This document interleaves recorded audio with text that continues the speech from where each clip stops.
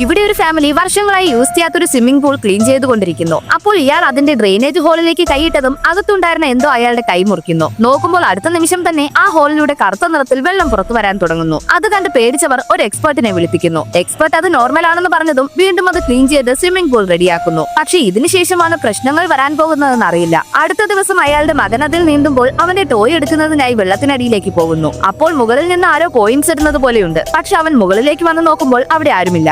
അതുകൊണ്ട് അവൻ അത് കാര്യമാക്കാതെ ഗോഗിൾസ് എടുത്ത് വെച്ച് വീണ്ടും വെള്ളത്തിനടിയിലേക്ക് പോകുന്നു. അപ്പോൾ വീണ്ടും കോയിൻസ് വീഴാൻ തുടങ്ങിയതും അവൻ മുകളിലേക്ക് നോക്കുമ്പോൾ അവിടെ ഒരു പെൺകുട്ടി നിൽക്കുന്നത് കാണുന്നു. ഉടനെ അവൻ മുകളിലേക്ക് വന്ന് നോക്കുന്നു. പക്ഷെ അവിടെ ആരും ഉണ്ടായിരുന്നില്ല. അപ്പോൾ പെട്ടെന്ന് അവിടെ ഉണ്ടായിരുന്ന ഒരു ഹോളിൽ നിന്ന് ആ പെൺകുട്ടി നിന്റെ ടോയ് എന്റെ അടുത്തുണ്ടെന്ന് വിളിച്ചു പറയുന്ന ശബ്ദം കേൾക്കുന്നു. അവൻ പേടിയോടെ അതിനടുത്തേക്ക് വരുന്നു. ആ ഹോളിനകത്ത് ടോയ് കണ്ട് അത് എടുക്കാൻ ശ്രമിക്കുന്നു. പക്ഷെ ആ ടോയ് മുടി ചുറ്റി സ്റ്റക്ക് ആയിരിക്കുന്നു. അവൻ ബലം പ്രയോഗിച്ച് അത് വലിച്ചെടുക്കുന്നു. നോക്കുമ്പോൾ ആ ടോയ് പുറത്തേക്ക് വന്നതും ഒരു ഭീകരമായ കൈ വന്ന് അവനെ പിടിക്കുന്നു.